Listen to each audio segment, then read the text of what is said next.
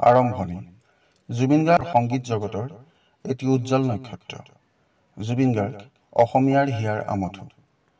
তেখেত এজন গায়ক, বাদ্যযন্ত্ৰী, সংগীত পৰিচালক, সুৰকাৰ, গীতিকাৰ, সংগীত ব্যৱস্থাপক, অভিনেতা, চলচ্চিত্ৰ পৰিচালক, প্ৰযোজক, কবি, প্ৰকৃতিপ্ৰেমী আৰু সমাজকৰ্মী। জন্ম আৰু বংশ পৰিচয়। 1972 চনৰ 18 নৱেম্বৰত মেঘালয়ৰ তুৰাত জুবিন গাৰ্গৰ জন্ম হয়। জুবিনৰ পিতৃৰ নাম হৈছে মোহিনী মোহন বৰঠাকুৰ। তেখেত কৰ্মসূত্ৰে মেজিষ্ট্ৰেট আছিল। মাতৃ স্বৰ্গীয় ইলি বৰঠাকুৰ এগৰাকী দক্ষ নৃত্যশিল্পী, অভিনেত্ৰী আৰু সুগায়িকা আছিল। জুবিনৰ প্ৰকৃত নাম জুবিন বৰঠাকুৰ। প্ৰসিদ্ধ গীতিকাৰ জুবিন মেহতাৰ নামত জুবিন নাম ৰখা হৈছিল। শিক্ষা। জুবিনে জীৱনৰ প্ৰথম গুৰু বুলি নিজৰ মাতৃকেই বিবেচনা কৰে।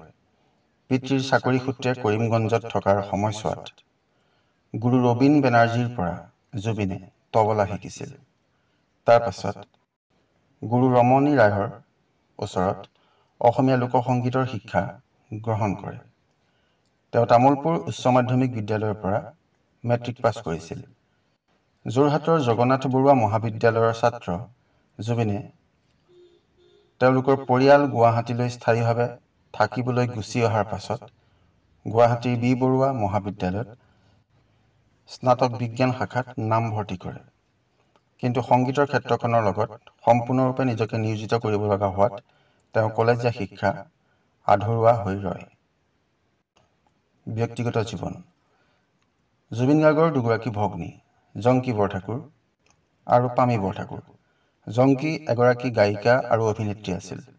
ডক্টৰ পামী বৰঠাকুৰ এগৰাকী অধ্যাপিকা। 2002 চনৰ 4 ফেব্ৰুৱাৰীত জুবিন গাৰ্গে গোলাঘাটৰ ফেশ্বন ডিজাইনাৰ গৰিমা শইকীয়াক বিয়া কৰায়। তেওঁ নিজকে ধৰ্মহীন বুলি গণ্য কৰিছিল আৰু কৈছিল যে তেওঁৰ কোনো জাতি বা ধৰ্ম নাই, তেওঁ মুক্ত। সাংস্কৃতিক জীৱন। 1992 চনত জুবিনৰ প্ৰথমটো এলবাম অনামিকা মুক্তি পোৱাৰ লগে লগে পেছাদাৰী সংগীত জগতখনৰ সৈতে জুবিন জড়িত হৈ পৰে। প্ৰায় 33 বছৰত জুবিন গাৰ্গে 40টা ভাষাত 38,000তকৈও অধিক গীত বাণীবদ্ধ কৰিছে। জুবিন গাৰ্গে 2000 চনত NK প্ৰডাকশ্যনৰ অধীনত নিৰ্মিত তুমি মোৰ মাথো মোৰ ছবিত অভিনেতা আৰু পৰিচালক হিচাপে আত্মপ্ৰকাশ কৰে। মনীন বৰুৱাৰ হিয়া দিয়া নিয়া ছবিৰ সংগীত পৰিচালনা কৰি জনপ্ৰিয়তা অৰ্জন কৰে। পৰৱৰ্তী সময়ত তেওঁ দীনবন্ধু, মন যায়, গানে কি আনে, mission China, the underworld, Kanchenjunga, ৰাজনীতি, ডক্টৰ বেজবৰুৱা, চিকাৰ আৰু ৰৈ ৰৈ বিনালে ছবিত অভিনয় কৰিছিল। বঁটা আৰু সন্মান। বাঙালী চিনেমা শুধু তুমিৰ কাৰণে জুবিনে 2005 চনত শ্ৰেষ্ঠ সংগীত পৰিচালকৰ বঁটা লাভ কৰিছিল।